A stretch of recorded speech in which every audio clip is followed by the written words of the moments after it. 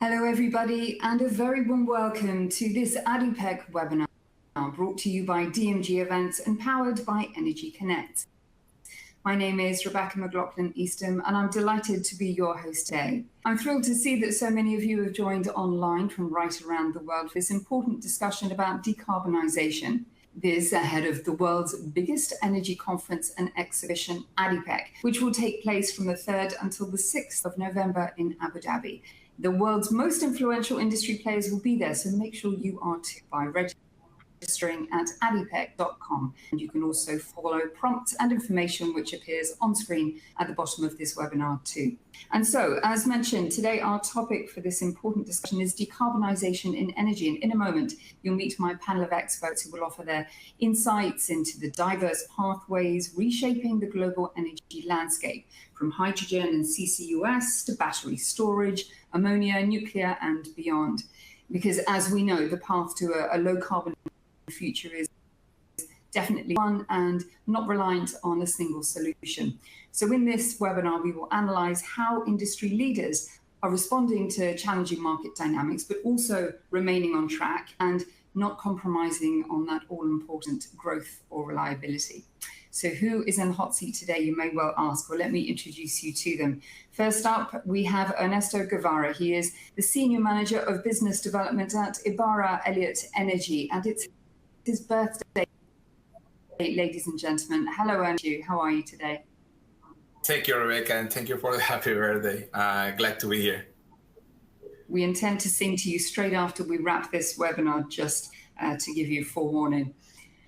Next up, we have Mohammed Ayub. He is Power Transmission Services General Manager for GE Vernova. Nice to see you, Mohammed. How are you today?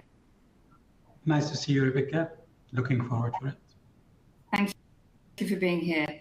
Next, we have Aiwei Chua. She is Leader of Sustainable Technology Solutions for Honeywell. Thank you for joining us, Aiwei. And last but by no means least, back from a trip to Oman, we have Hatem Shukri. He is the Regional Business Development Director at Mitsubishi Heavy Industries, or MHI. Nice to see you, Hatem. Thank you, Rebecca, for the introduction. Nice to see you and looking forward for the discussion. Absolutely. Let me jump straight in with a scene-setter question. Tell me a little bit about your role and remit at Ebara Elliott Energy, Ernesto. Yeah, thank you, Rebecca. So I'm a business development manager at Ebara Elliott and basically work for the sustainability team. Our focus areas in this team are biofuels, carbon capture, low carbon hydrogen, ammonia. And in my role specifically, I'm building partnerships and connecting with key players for the development of new business opportunities and these new markets. Thank you.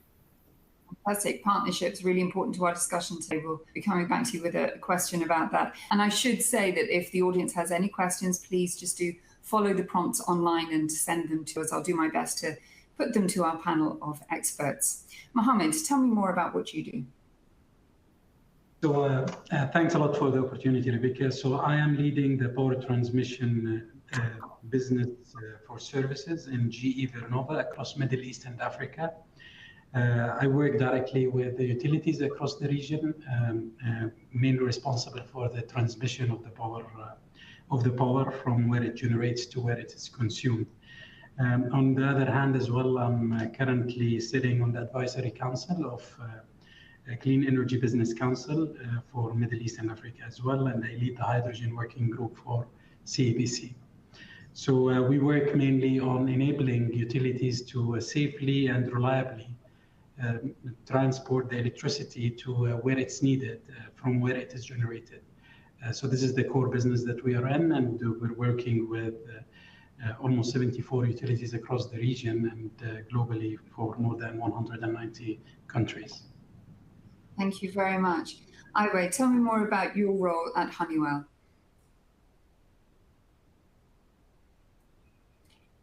I think we have a mic issue. If you can click unmute. Can you hear me now? Sorry about that. There you are. Does that work? Okay. It's so I lead the EOP Sustainable Solutions across MENA.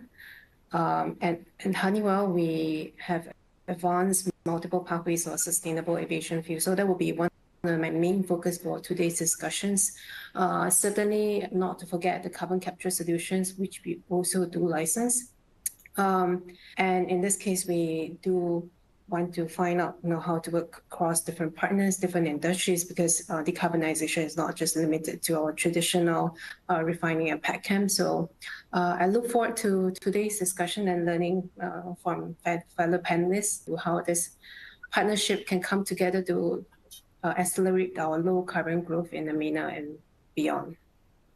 It's that magic word, partnership, again. We like it very much. It's so important to our discussion. Hassan, let me come to you. How has the past year been, and what's your focus for the year ahead? All right, so I'm leading all the business development activities for MHI in the region. I'm part of the GX Solutions business, which is mainly green transformation. It's a term in Japan. And before I go into more details, I would like first to debrief the audience of who we are. So Mitsubishi as a company, there are lots of conglomerates in Japan. So we are MHI. MHI is a technology provider offering a wide range of engineering, technologies, integrated systems for customers and partners across the land, sea, sky, and space. And we have almost like 140 years. We started as a shipbuilding company, and we have diversified, expanded our product range, which range from across all the globe within the energy sector as its core. And we do everything from power generation to industrial machinery, such as steel making, carbon capture technology, and also maritime engineering. So this wide range of portfolio, we cover both from an energy supply and energy demand side. And that makes it unique and give us the strengths to help our customers. When it comes to energy transition, as my role, I cover everything related to the value chain creation for hydrogen, ammonia, and carbon capture. So looking forward for a good discussion. Perfectly positioned for our discussion. Thank you very much, Hassan. Let's come to the birthday boy first. Very early morning there in Florida, Ernesto. So thank you again for being here on today of all days. Our first one screen as well asks, what are the most promising new technologies driving low carbon growth from hydrogen to methanol to battery storage and advanced materials? Give us your take, Ernesto. Yeah, well, decarbonization isn't something we solve overnight, right? It is a long journey, we understand that, and it takes a mix of technologies. So each one at different stages of development. So in the short term, we see biofuels, especially sustainable aviation fuels, taking the lead or gaining traction. What is exciting about this is they can use the existing infrastructure. We're seeing a lot of our customers with refineries over the world. They're trying to convert those refineries into biofuels, sustainable aviation fuel, which is really important to keep those assets running. On the carbon capture, there is another of the technologies. Is a big piece of the puzzle. We are seeing a lot of collaboration across the value chain, from capturing, transportation, the storage, utilization. So the benefit here is extend the life of existing industrial assets, so which is also good in the long term. So looking ahead, low carbon hydrogen, ammonia, and methanol will be critical.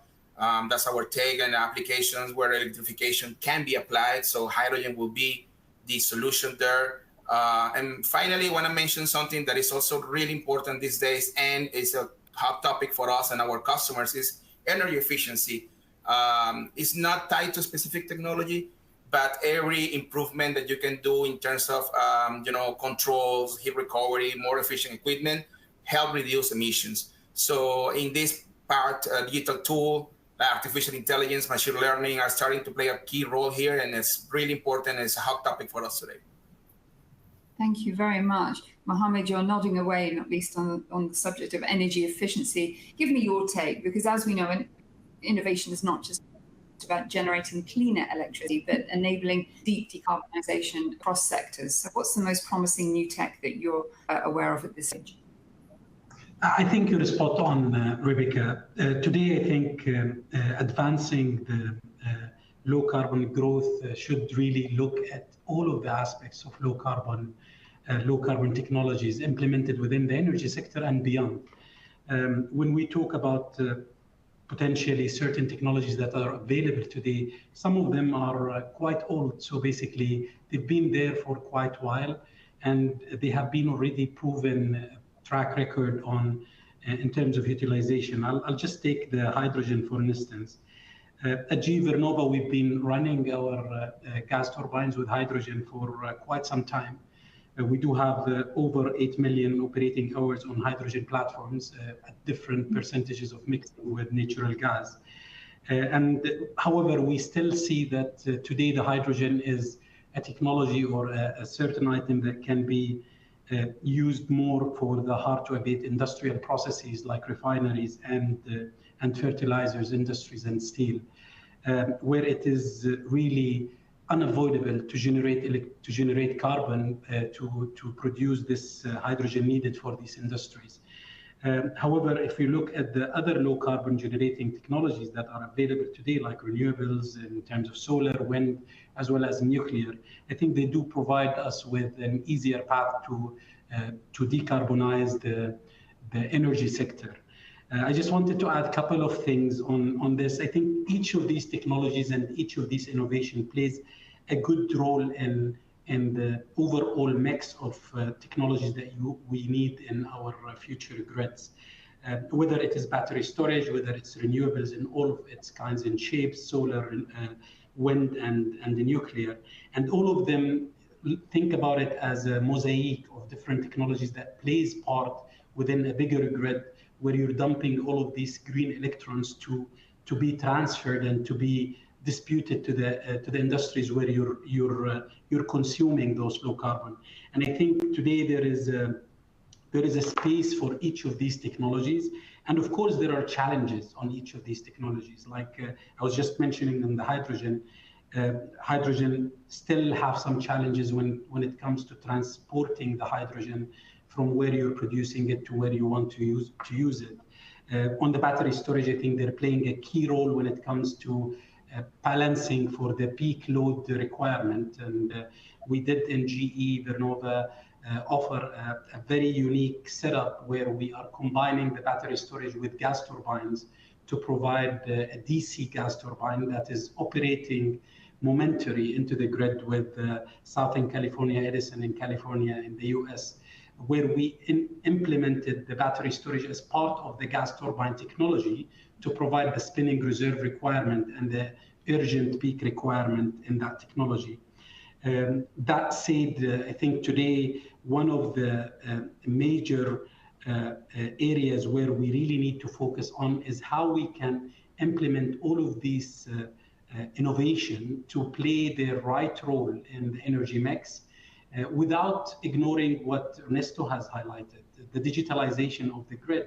We're losing lots of energy when we're transferring it. And today, towards a lower carbon energy scene, we really need to look at all of the corners, all of the sides of how we can cut carbon, how we can improve our efficiency, and how we can deliver the electrons in a much optimum way to where it is really needed. So that's all from my side on this side. However, I think today we should not really limit ourselves to the technologies that we have mentioned. I think the mosaic is wide enough to adopt and integrate into too many different technologies. And I think the door is open for even newer innovations to come in.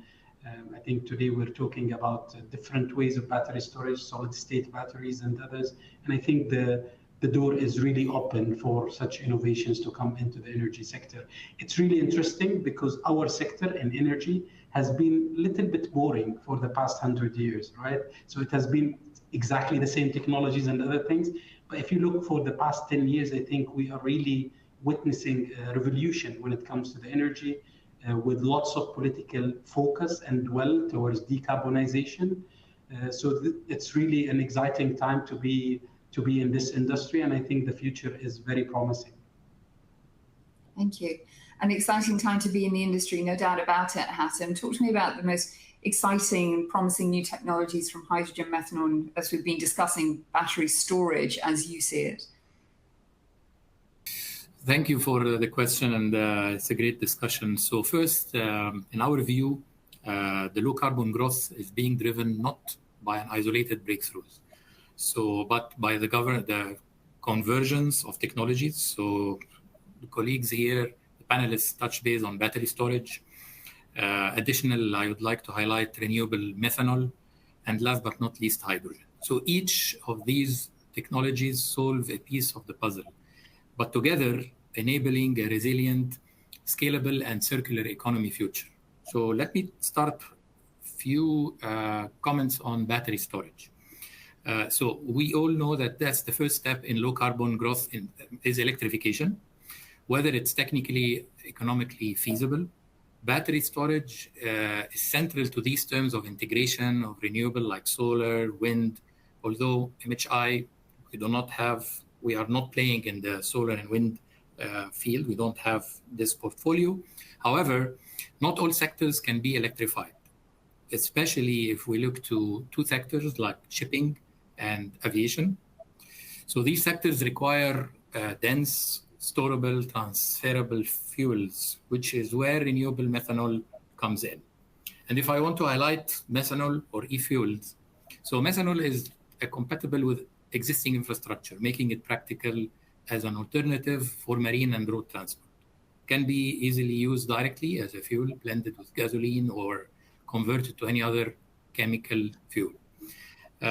With our expertise, as we started in shipbuilding and aviation, we as MHI have made a few investment in the e-fuel, not to mention all, but one of them is the US-based Infinium.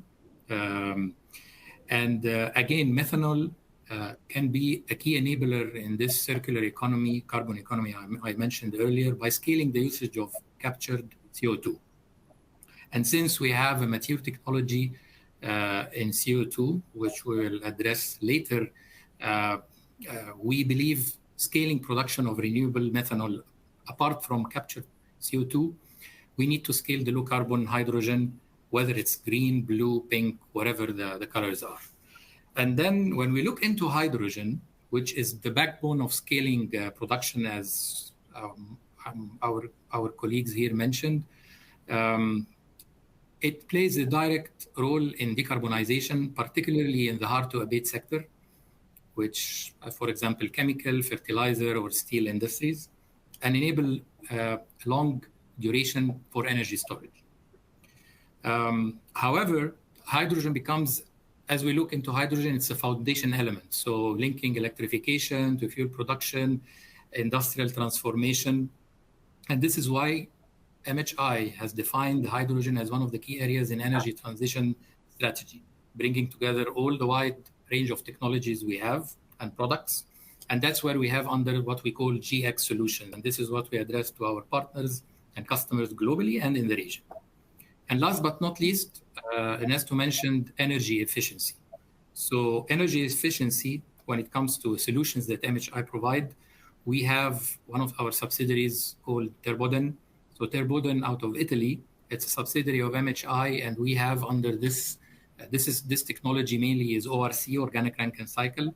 Most of the people is aware of, and we have some investment as well in heat pumps. So this area of energy efficiency we consider is big, untapped for decarbonization. And we get from time to time globally, and now we're starting to see this in the region across different sectors, inquiry from our partners about how can this be implemented. And examples of this, we have a flagship project in Egypt, where I come from, by coincidence. And so we have one of the customers we were able to put in Egypt to generate almost 192 gigawatt hour of fuel-free electricity per year. And it started by understanding what's the pain point of the customer, building it with the solution, and addressing the green part of it at the end. Geothermal as well is another promising application of ORC. And MHI and Terboden working in the US as an example again to scale electricity generation from enhanced geothermal with a company called Fervo Energy. There was lots of announcements about this. So in brief, I think electrification of heat is critical for low carbon growth, and industrial scale heat pump are now reaching capacities that make them viable for even broad deployment. Thank you very much. Superb. Thank you. Very informative, Hatem. Let me come to you. Realistically, are we still in the experimental stage, or how many of these new technologies are ready to go? And when it comes to SAF, I've got a quick mention at the top, but do we have enough feedstock to meet all of SAF demand? No, okay. Is that for me? No, not for me. Okay. In fact, Hatem mentioned quite a fair bit of items that I wanted to bring up as well. You have covered majority of the portions for e-methanol. So UOP does offer a solution called e-fining. So it's to take the captured CO2 and green hydrogen. Essentially, if you have any excess electrons that you can't put it in the battery storage, why not just turn it into the e-fuels? ESAF has a mandate of 1.2%. In the 2030. So that is a real driver to make sure that you can scale the technology to meet the demand. But coming back to if the technologies are ready or are they still experimental, we all know HEVA. So HEVA is well known in the world. UOP has licensed more than 50 of them, and we have 10 commercial units running at the moment. We also do offer ethanol to jet, e-fining, which is CO2 plus hydrogens that we turn it into ESAF. We also have municipal waste to SAF or through gasification, future chokes. In fact, they are all ready. They are all based on commercially demonstrated technologies. But what we are doing is that we're just applying them to different feedstocks and different products. So for example, e-fining has its roots in our existing olefin productions. We derive it from our methanol to olefin process. So we commercialized it in 2013, and we already have 7 operating units at the moment. While not just add on to it, the olefin to SAF through oligomerization, hydrogenations is also not new. It just leverages on our relevant commercial experience through other processes. So same goes for the jet engine, which is the final deposition of SAF. At the moment, the regulations allows us to blend up to 50%, but we know at one point the target is to have 100% blending. So honestly, this is not a lab stuff anymore. We have tested it, tried it in the field. The new part of all these technologies is really integrating and optimizing the known technologies to use new feedstocks and finding out how the economics is going to work, and tailor the design and through our catalyst improvement process optimization. In my opinion, it's all about scaling it up and having the right financing in place. Coming to the second part of the question about the feedstock. So in SAF environment, the biggest question that we ask any clients is, do you have feedstocks? That is the break or make question. So, which is exactly why we spoke about multiple pathways. You need a feedstock diversifications to make sure you're able to scale it. For example, HEVA relies heavily on used cooking or UCO. It's a limited resources. You can only get it in specific countries with large populations. And MENA, for instance, there is an advantage for abundant sun that allows you to have green, renewable resources to make green hydrogen. So ESAF, in the long term, is a great strategy to go with. There is also an abundant amount of municipal waste, MSW, so they are all potential SAF inputs.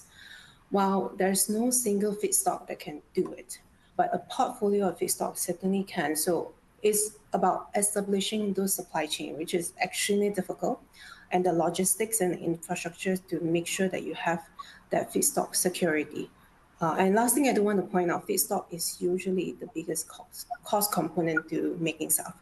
So you do want to address this as early on. And now that we are seeing UCO, the animal fats for HEVA, because it's a finite supply, we start to see a bit of price pressure putting on the self-economics because of the rising feedstock prices. So expanding those feedstock is definitely necessary.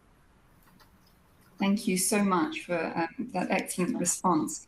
We're going to jump straight to our next question now, which is about decarbonisation strategies. And I'm going to stay with you, Aiwei, for this. We ask, how are CCUS, nuclear and solar reshaping global decarbonisation strategies? And in light of what you said about the cost being such a significant factor when it comes to feedstock, CCUS, as we know, can be expensive. So the big controversial question, is it worth the investment? So I think achieving decarbonization is definitely not an either-or situation. We need to leverage everything that we have. So I think Ernesto, Mohammed, and Hatem have brought up a few things. You can look at items such as ORC, Organic Ranking Cycle, to be applied across industries. In fact, UOP does also provide engineering work for those sort of assessment, especially across our existing installed assets. And of course, we also have other renewable energy that form a part of this value chain. However, CCUS is definitely necessary because they are hard to abate industries. So for example, your steel, chemicals, power industries, they simply cannot get to net zero without carbon capture. Because of the process emissions, the heat requirements are very high. You cannot address it with electrification alone. So the question is it worth it? In this case, is you have no other choice, right? So, and the cost of not deploying it is going to be even more heavier. So the challenge is really not technical or the know-how of technology maturity. Is about having that carbon pricing, the transportation, sequestration infrastructures. So I think in this region, there is ample geological storage for CO2, and also a relatively good amount of high concentration CO2 streams for you to capture at a relatively cheaper cost. So if we can align policy and investment, I think this region can be very interesting for a CCUS deployment. Thank you very much. Mohammed, let me come to you for a quick comment on that. Agree or disagree? I partially agree that they're reshaping the global decarbonization strategies, but let's take them one by one. So if I look today at nuclear, they do have their own kind of challenges when you want to deploy them at scale. The lead time for putting a nuclear plant, we've seen it. I think the UAE has already broken the record globally by being capable of putting a nuclear plant in less than 8 years. However, we've seen it in other places like in Egypt or in Turkey. It takes around 10 years to just put them in operation. And don't forget that when we are building those nuclear assets, which I think that they're playing a major role in fulfilling what we call as the reliable base load for the grid. So basically, those are assets that will come to serve the base load of our grids. And then you need to top up the base load with the peakers. And here it is quite hard to avoid the gas as a transient fuel for responding to the peaker requirement. I think when it comes to solar and wind, the remittancy part or nature of this technology is representing a challenge by itself. That today we are evaluating other technologies like battery storage and STATCOM HVDCs and DRPCs on the grid to enable the grid to absorb more of these renewables. However, let's go back to the financial or to the economical part of it. Today, if you look at the cheapest way of generating electrons, it is solar in our region, in Middle East region, it is solar. But can we add solar for an unlimited amount of energy? That's the challenging part, where you really cannot rely on one source of energy, even if it is the cheapest one, theoretically, to be the mainstream generating technologies within our grid. And this is where it goes back to what I was saying at the beginning, Rebecca, that it is a mosaic of different technologies that needs to work hand in hand to give you the best combination of those technologies. I want just to talk about the need of having carbon capture moving forward, despite the fact that it is very expensive, and mention how is this technology. First of all, it's not new. It has been there for quite some time. Frankly speaking, it is gaining momentum as we are not able to move completely from the fossil fuel ways of generating electricity. So the best case scenario is to utilizing gas as a fuel. However, even with that, GE has partnered lately in UK to set up a GE Vernova 9HA02 gas turbines with a carbon capture technology that is aimed to provide and generate low carbon power for Northern England while capturing 2 million tons of CO2 annually. The idea of making those technologies more economical is not just to focus on the low carbon part of the equation, but to also look at how we can generate or how we can introduce a profit generating models for the carbon that we are taking away from or in the process of capturing that the CO2 from the power generating assets.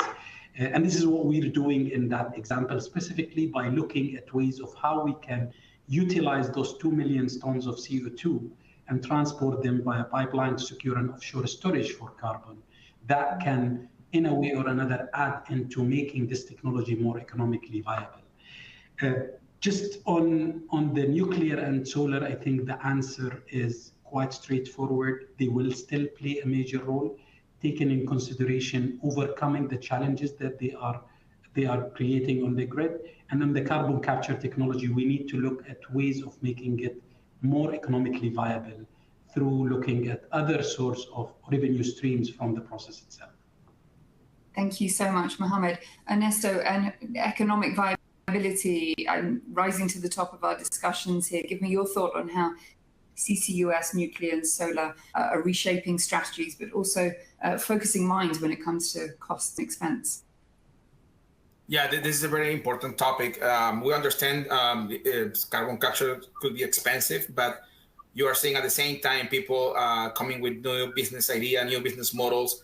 The CO2 hubs is a good example, right? We're seeing what happened in Northern Lights. So combining efforts from different actors, end users and processors and policy, that's the way to solve the issue of the cost and investment. So the CO2 hubs, also there is a discussion about hydrogen hubs. So I think that's a way to do it. There is another business model, which is also now in a lot of the discussion, which is CO2 as a service, capture as a service, which is another way to unlock this new market. I'm not saying that will be the final answer, but definitely the investors and developers are looking for options to help, these new technologies evolve through time. But to the point of this is worth it, I think yes. So carbon capture, all the technologies are worth it and needed at this point of time. There is no one solution that will solve the decarbonization equation, but all of them are needed in certain points. So that's for carbon capture. Nuclear, as Mohammed mentioned, it will be essential. It will be firm energy for the future to balance renewable intermittencies. And here, I think one area that is really important is the flexibility.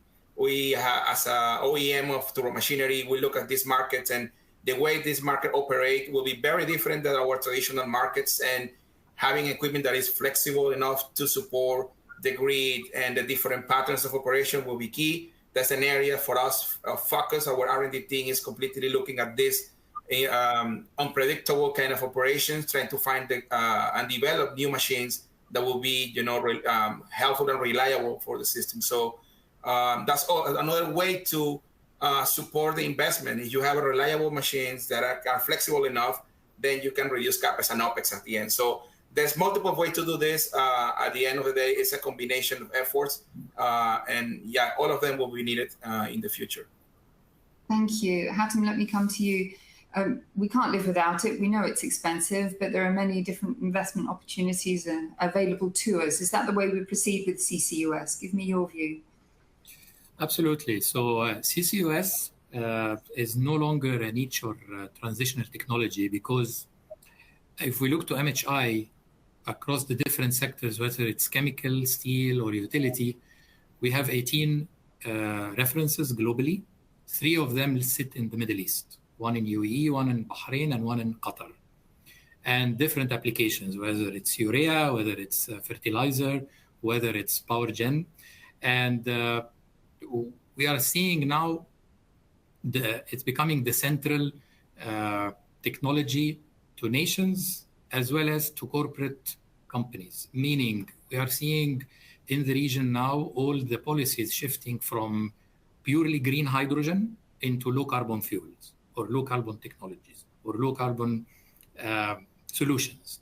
And that's why we believe this is CCUS is another viable solution for hard to abate sector. It needs to be integrated and capturing a CO2 from a power plant and then feeding this in an EOR system or utilizing the CO2. We have, as an example, MHI. As I mentioned, we have 18 references. And for us, I think this technology, governments are looking to what we call CFD, Contract for Difference, globally, and incentives or subsidies to support this technology because it's real and it supports the low carbon strategy that we're seeing in all these net zero policies and documents and procedures that we're seeing. So policy and infrastructure synergy is important. It will help overall putting or creating the value chain, which I stated at the beginning, in which MHI is focused on. Thank you so much, Hassan. Moving now to question number 3, and it's all about collaboration and partnerships, referenced by many of you right at the top of our discussion. We ask, how can public-private collaborations be reimagined to accelerate investment in clean energy solutions? Mohammed, I'm going to come straight to you on this. Give me your view. I think it's essential. Without that collaboration, we will never be able to unlock the future of a cleaner energy sector. Each one of those different parties should play a role, whether it's governments, whether it's manufacturers, whether it's developers, or even the social acceptance part. So basically the social opinion of adopting some of these technologies like nuclear and renewables and others. If we want to really break down this, I think the government's role is really clearly demonstrated by setting clear targets and frameworks through policies, provide the incentives to make those projects of newer technologies more profitable, more bankable, through introducing tax credits, contracts for different technologies. You know, like they should not really focus on one specific technology and promote it. And then another thing, which is pioneering in R&D. We've seen this happening in certain countries, like in Saudi Arabia with the example of the clean energy, the green hydrogen project of NEOM. But we're seeing as well in UAE, where the government is really pushing the limits and trying to participate as well in the R&D opportunities with manufacturers and with developers. And this will enable companies to invest in new technologies. Companies like GE and others would be willing to partner with governments. I'll give an example from globally on the SMR, where GE Vernova is partnering with the government of Canada to promote SMR, small modular reactors for nuclear. So we're talking about a reactor that would bring 300 to 400 megawatts of energy, of clean energy, nuclear energy, into the grid of Toronto by 2028 to 2030. So these things coming up early in the game, partnering with manufacturers, making sure that you are enabling them to have the right policies, the right framework, is advancing the technology. On the other side, I think the private sector plays a major role as well. If we're talking about, like really pushing the limits and taking certain risks on certain technologies, you need to have developers who are willing to take that risk and try out or push the pilots towards the new technologies to be implemented. And of course, coming up with innovative finance models. We talked about it with Ernesto, and I think Hatem highlighted as well. When it comes to really finding the right innovative finance model to make those projects and these technologies more bankable, and they are feasible in terms of investment. Thank you very much, Mohammed. Iwe, I'm going to come to you for a quick comment in a second, but first let me ask Ernesto, in light of what Mohammed was mentioning, everything from incentives to CFDs, what else can we do to really turbocharge partnerships, not least in Q4, but for the year ahead? Well, I guess one thing we have been working recently is connecting with the developers, process licensors, and users at the very, very early stages of concepts or ideas of projects. Because working with that from the very early stages help us navigate the issues and also understanding more closely the details.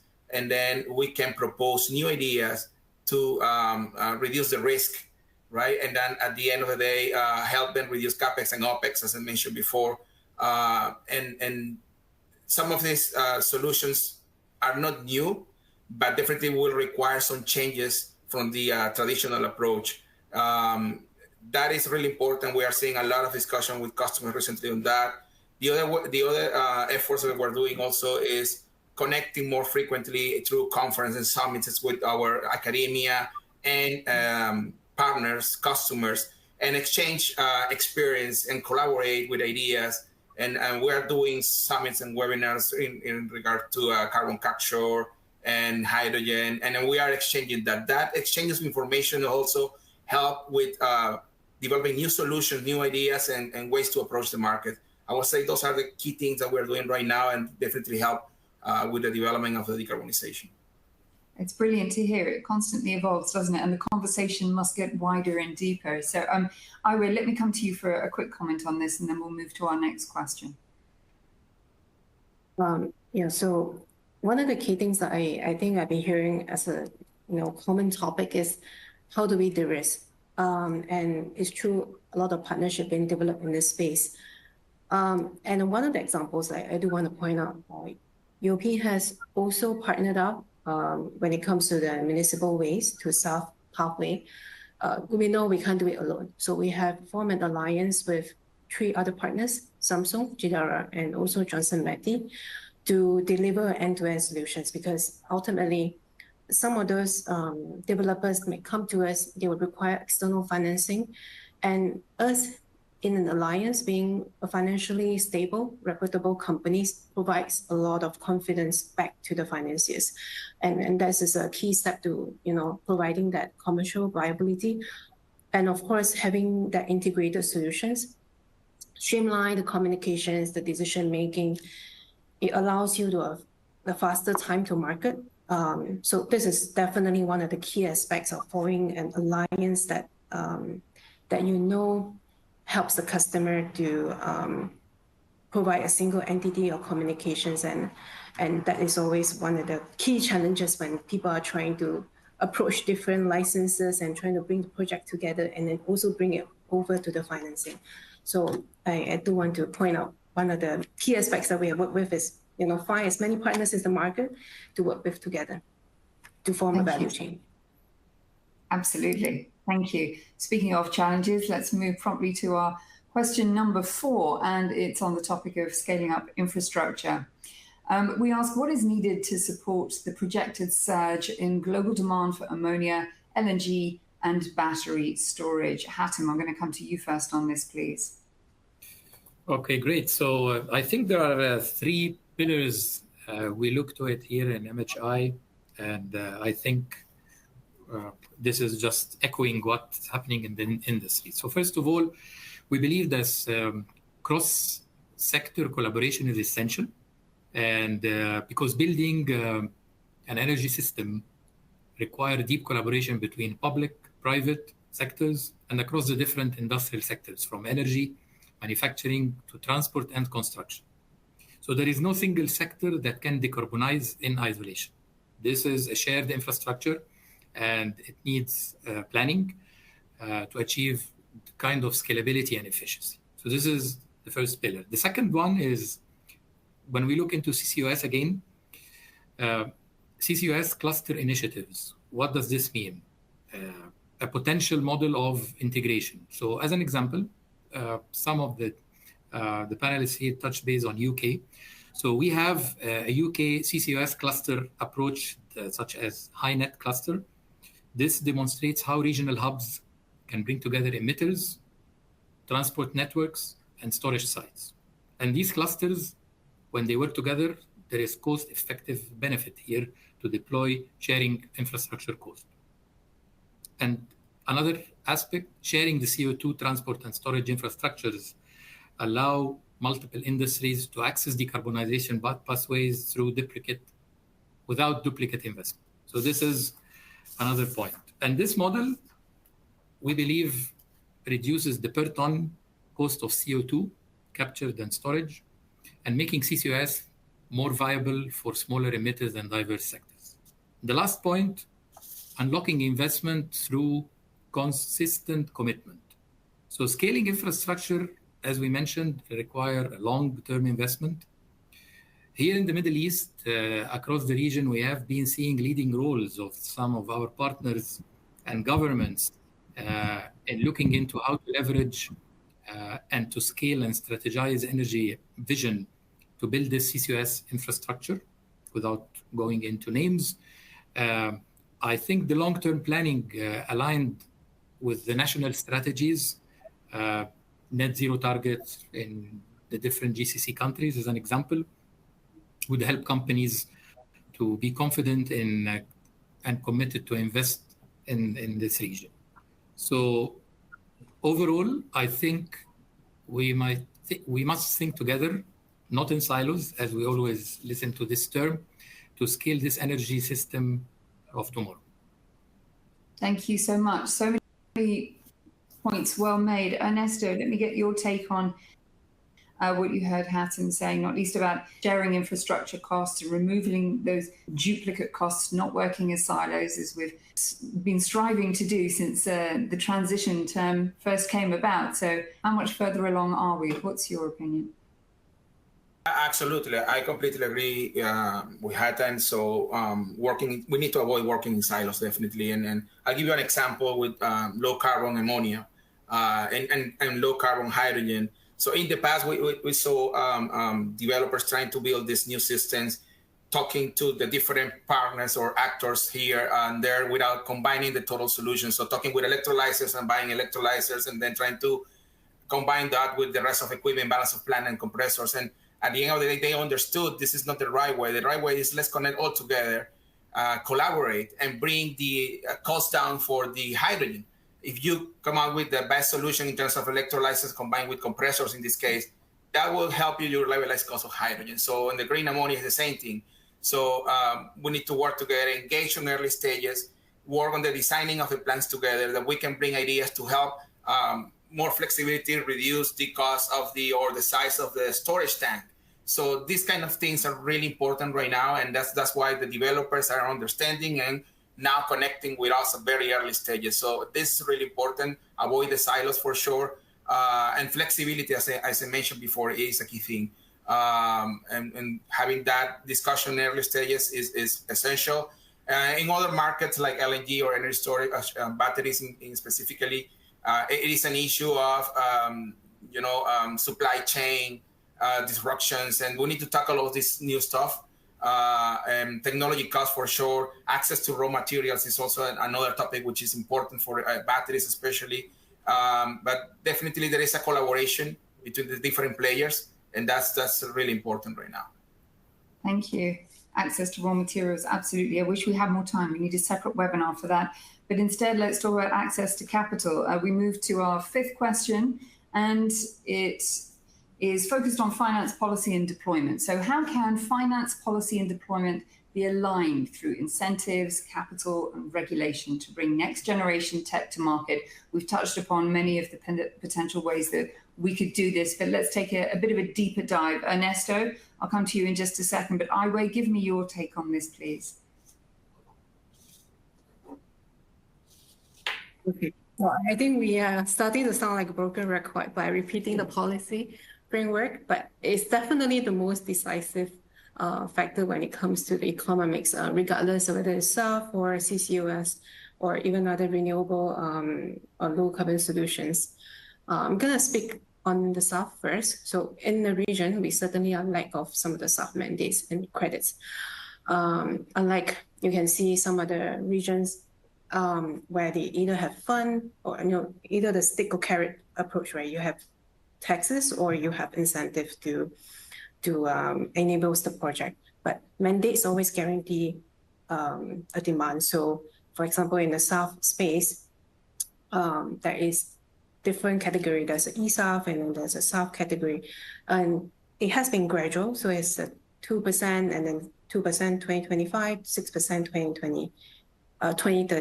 And the eSAF is 1.2% in 2030. So there are policies in place, but they're just not in the current region. Of course, there is an export potential, which is what MENA is really striving towards. But mandates allows you to project your productions at a known trajectory. So it encourages investment. It also forces the airline to purchase the SAF despite the premium. So in this case, while the policies is unclear, we will see projects hitting a wall, not being able to FID. Unfortunately, there is a guideline currently in MENA for UAE for a 1% local blending target in 2031. So, but there are definitely a lot more framework that needs to go into that to move people towards that target. So yeah, and one of the few key examples I would want to point out is unfortunately not in MENA at the moment, but for eSAF, we have a project in Rotterdam for e-methanol to SAF, so essentially eSAF, and it has the capability to produce 250,000 per year of eSAF when the facility is operational. And that is equivalent to about 40% of the required eSAF volume in 2030. So this really shows an example how quickly a project can scale if they are backed by the right policy. Thank you so much.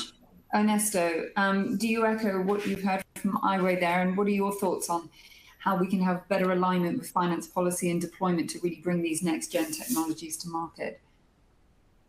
Yeah, no, absolutely. And also, I think if we need to wrap up this question, one of the big things we are hearing every time is how do we make emerging technologies bankable right now?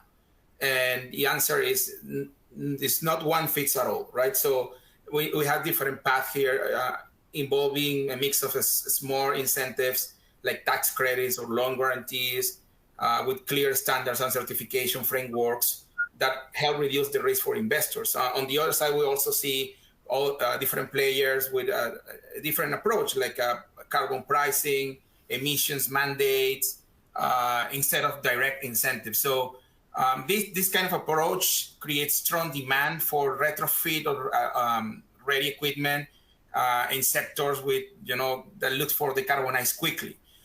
So at the end, it's a combination. So for us as an OEM, for example, we need to align our product roadmaps with these market signals and making sure that technology is not just ready for that, but also commercially viable because the policy landscape is evolving. So I think that's a combination there that we need more discussion, and definitely, like I mentioned in the previous question, so we need to avoid the silos and connect each other.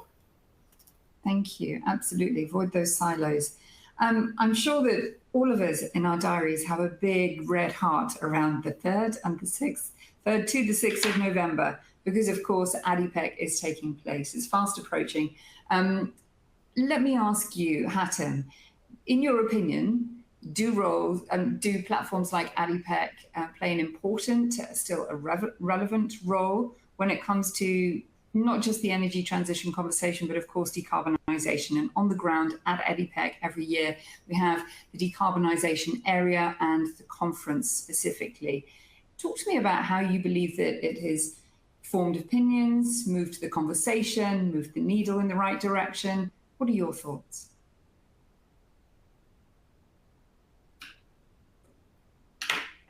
So being here in the region for almost 20 years, I have seen ADIPEC changing. And now ADIPEC is the right global platform, the right global exhibition, which the government and ADIPEC and ADNOC have put. So all the value chain, starting from government, going into policymakers across the globe, they sit, and all these sessions and all the speakers we saw over the years have provided, when we talk about decarbonization, we talk about energy transition since its inception, it's the right platform. And for us as MHI, our leadership is fully engaged. We participate for the next one in November. So we urge everyone to contact us, to visit us, to have a dialogue. We are in Hall 7, and we look forward to have such to listen to leaders and listen to governments and understand how the technology is evolving and how all these great solutions that the panelists had a discussion about today. So it's the right global platform that all players should attend. Thank you. We look forward to seeing you there. Mohammed, let me come to you. We're looking forward to seeing you on the ground as well. What are you most excited about? What meetings do you want to have? And how does ADIPEC really help us examine new ways of reaching net zero? So I would share what Hatem was saying. I've seen really ADIPEC really evolving through the time. And just to remind everyone, I think for any sector to advance, you need to have one, political will and social acceptance, two, technology readiness, and three, the financial payback, right? So basically a feasible model to implement those technologies.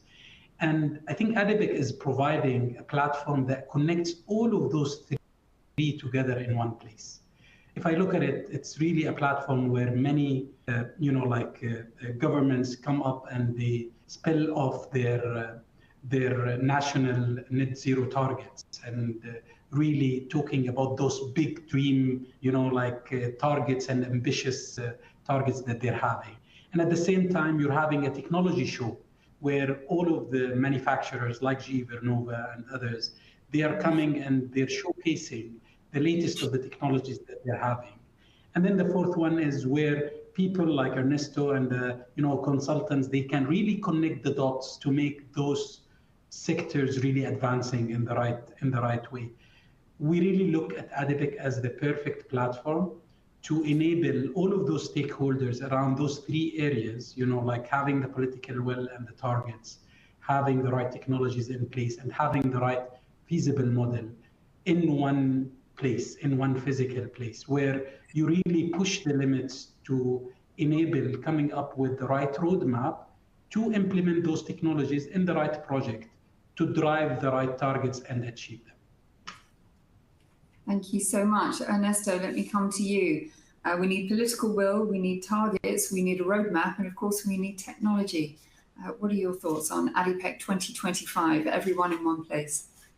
Yeah, I agree with Mohammed. This is the perfect session, and we as Ebara Elliott every year participate in ADIPEC, so it is important also our senior management always visit the hall in our booth, and the most important thing is we have the opportunity to connect with the key players, developers, talking about decarbonization, and which is also interesting, even if ADIPEC is in the Middle East, it's a global conference. So we talk with people from every single region of the world.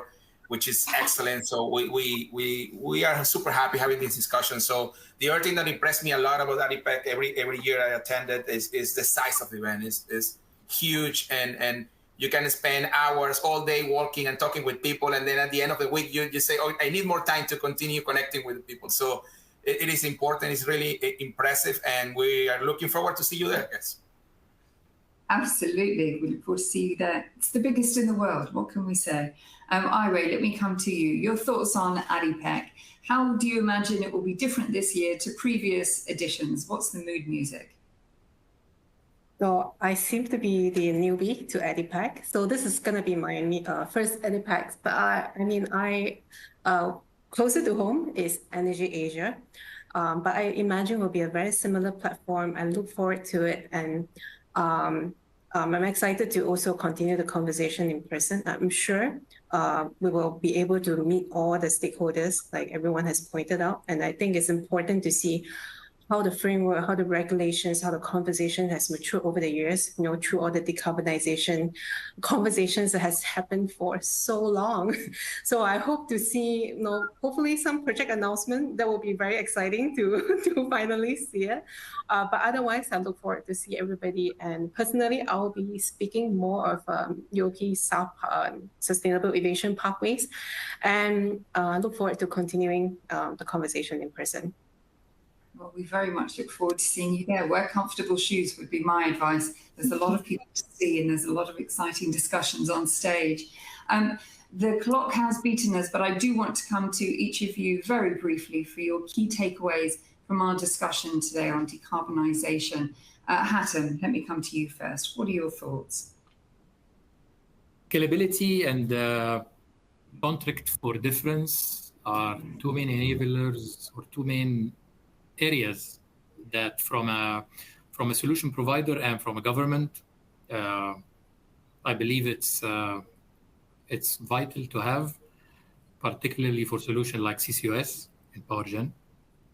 And energy efficiency, as mentioned earlier, it's an untapped area where we can, as MHI, support our customers with. So energy efficiency and CCUS are two main areas that we see governments will be looking at very aggressively moving forward. Thank you. Mohammed, let me come to you. What are your closing thoughts? What do you want to leave people with? I think this is something that has been repeated over all of these questions: collaboration and partnership, right? So even in terms of technology deployment, it's collaboration and partnership. There is no one party that can do it all. There is no one technology that can do it all. And we cannot do it unless we really, truly partner on delivering those solutions, whether it's OEMs, whether it's developers, whether it's governments, policymakers, and others. So I think the collaboration and partnership is something that I will take out with me from this discussion. However, one area that is not really covered very well is the grid appetite for this new technology. I think today we're talking about, by the way, grid is the largest man-made machine on Earth. It is the largest man-made machine. And it has in certain countries, it has been like more than 100 years old machine. And we keep adding new technologies. We challenge the limits, we challenge the boundaries by adding all of these different things all together. And frankly speaking, without really paying lots of attention on how we can scale up the grid, how we can make it able to absorb all of these different technologies that we're adding to it, we will be suffering. And I think one of the early examples happened in Germany, but we see it in other countries where if we ignore the readiness of the grid for adopting these technologies, we will be suffering moving forward.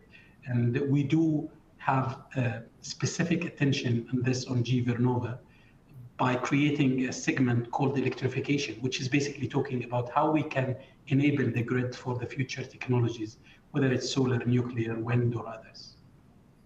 Thank you very much. Ernesto, we'll have to have some birthday cake when we see you on the ground in the UAE capital, Abu Dhabi, because we can't celebrate with you in person today. But let me know what stood out for you from our conversation, from this webinar. about decarbonisation, and how do you hope to carry it on when you're on the ground in the UAE? Yeah, I think, thank you again for the opportunity, right? For me, the biggest takeaways here are collaboration, right? Avoiding the silos is important. I think everyone here has different opinions, ideas, but all of us are working for the same goal, decarbonization. So I think if we connect our minds and discuss, I'm pretty sure we will come up with the right solution. I guess a lot of people ask, what is the right technology, or what is the winning technology? I would say there is no winning technology. All of the technologies will play a role. So so that collaboration, that synergy, that opportunity to talk and create partnerships will be essential for decarbonization. That is my takeaway for today's conversation. Thank you. Thank you. We really must wrap up, but I want to say thank you to everybody online for sending in their questions. Apologies, we haven't had much time to get to your questions, but there will be future opportunities. There are more webinars coming up in the countdown to ADIPEC in November. But Hassan, let me throw you this question just in closing. Which technology will have the fastest impact on decarbonisation by 2030? It's even before 2030. We believe the power generation sector, coupled with CCUS, especially with companies like MHI that have this mature technology and have references on the ground in the region and globally, provided there is government incentive and policy in place. And we see this happening as we speak. There are some shifts that we're seeing from partners looking into this technology. And the second one is energy efficiency. When we look to refineries, petrochemicals, when we look to these hard-to-abate sectors, there is a mature technology, like Ernesto mentioned, and the rest of the panelists. I think this can be achievable. Thank you so much. And on that note, we have to end our discussion for today. Thank you so much to everybody watching right around the world. A very big thank you also to my esteemed panelists for their insights. We've greatly appreciated hearing your thoughts on decarbonisation and how the industry can best accelerate innovation, investment, and of course, implementation across all pillars of the future energy mix. Thank you again to our audience for watching. Do share your views with us right across our platforms at Energy Connects, ADIPEC, and DMG events. We have many more webinars, as said, coming up in the coming weeks, carefully curated by the talented team at Energy Connects. So do follow us on LinkedIn and social media for more details. And I will see you on the ground, I hope, at ADIPEC 2025 from the 3rd until the 6th of November in Abu Dhabi.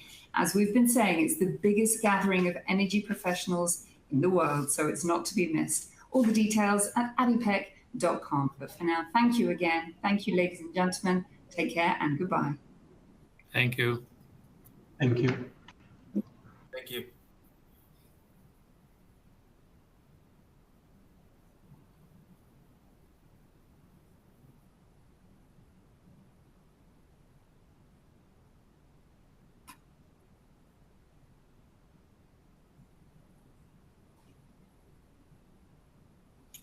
You're clear.